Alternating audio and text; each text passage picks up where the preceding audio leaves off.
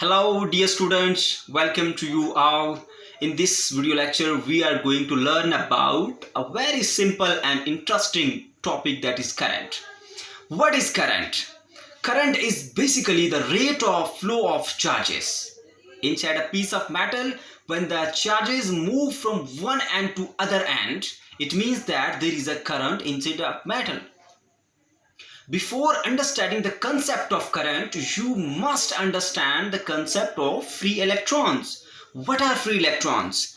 In the case of metal atoms, there are some loosely bounded electrons present in the outermost shell, and these electrons are very easy to remove from the atom even with a small amount of heat energy.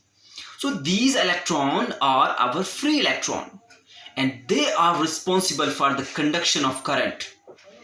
In a small piece of metal, there are large number of free electrons present in this metal piece, but they are randomly moving. The number of electrons are moving from right to left are equal to the number of electrons which are moving from left to right. It means that they will cancel the effect of each other. There will be no current. But when you connect a battery in this circuit, what will happen? All these electrons will start moving from one end to other end.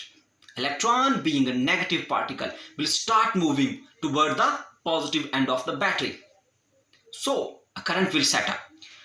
As this current is because of the motion of negative particles, which is electron, that's why we say this current is electronic current. Okay, let's talk about its formula. The formula of the current is very simple. I is equals to Q divided by T, where I represents the current, Q is basically representing the charges, and T is representing the time. System international unit of current is ampere.